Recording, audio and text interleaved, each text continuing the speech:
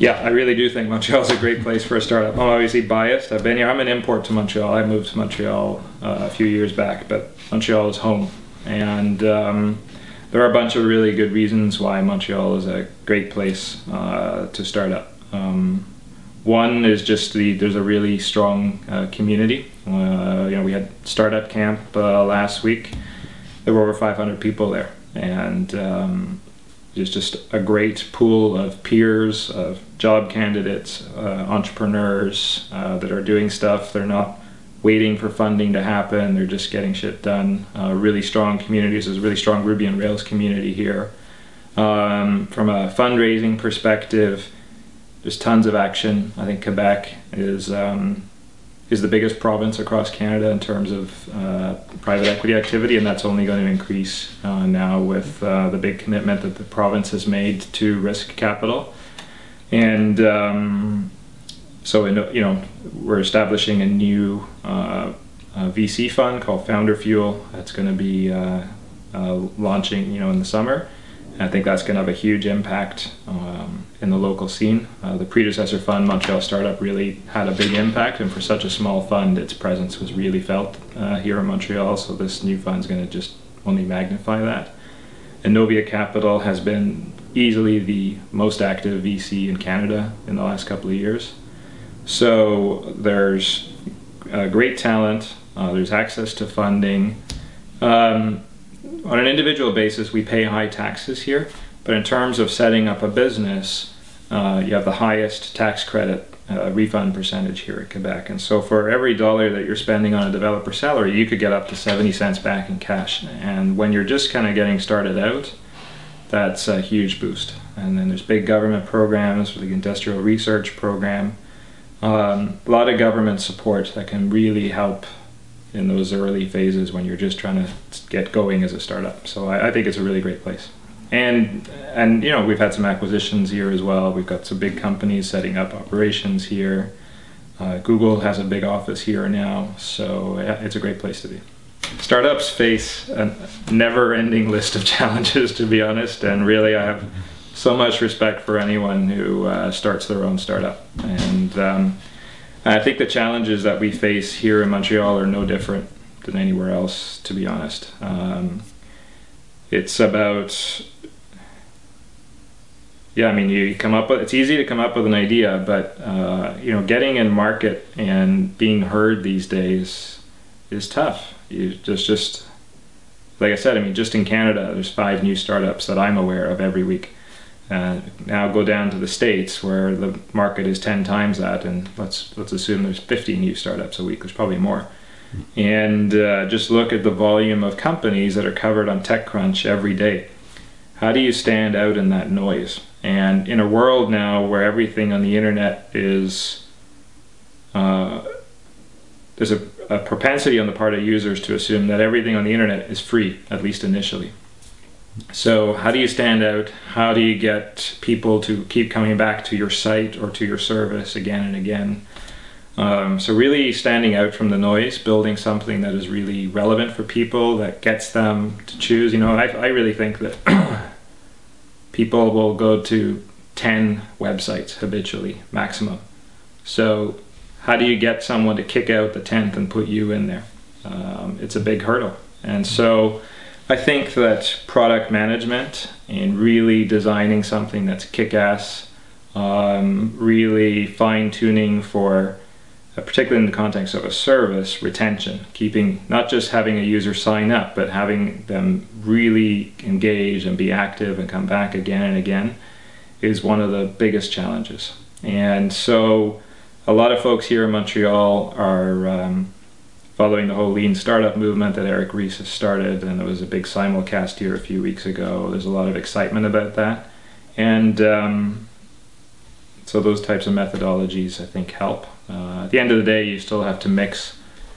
You can't kind of survey your way into finding the right product, because people don't know they need something until you fire it in front of them. So you still have to have vision and be bold, but you need to iterate and use those kind of lean startup principles as well. So yeah, finding the right product, getting engaged users is a huge challenge.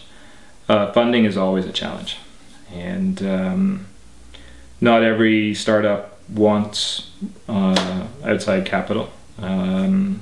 Outside investors, particularly venture investors, are not benign, and once you have them, you're stuck with them. So fundraising is always a challenge.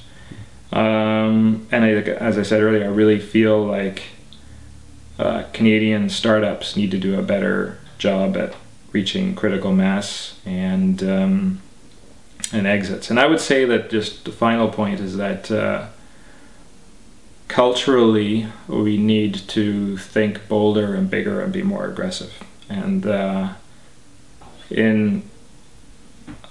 very often when I'm fundraising for startups, once we've raised a first round of funding, we're getting expansion capital, we'll go down to the States, particularly in Boston, to get it.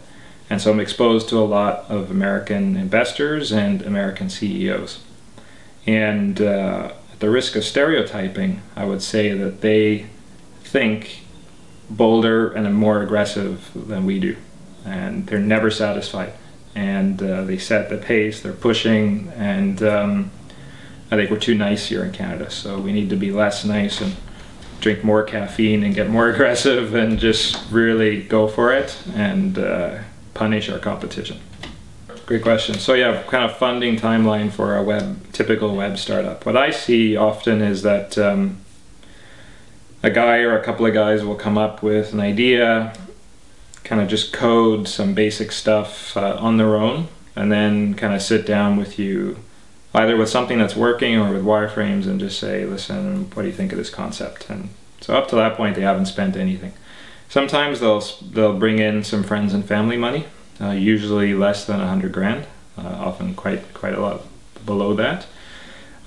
From there, first seed funding, if it's really just to flesh out an idea, it's usually about 50K. It doesn't last very long. It's really just to actually put some resources and turn an idea into a prototype. And then to actually get something in market, typical seed fundings are in the 200K to 400K range. And that will typically give a startup no more than 6 months of runway.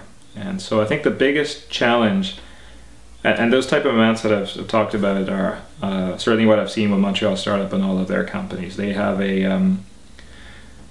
kind of an accelerator program at the early stage where they'll put in 25, 50K just to basically back an entrepreneur and say, okay, flesh out what you're thinking about and let's see where it goes.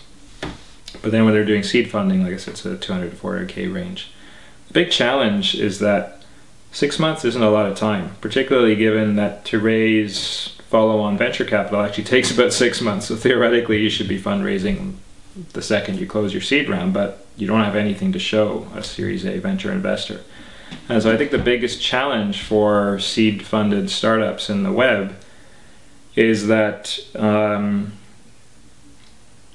is that pressure to have enough meat on the bone, to have enough commercial traction, validation, management depth, clarity of what the business model will be if it isn't in place already, such that you can attract follow-on capital.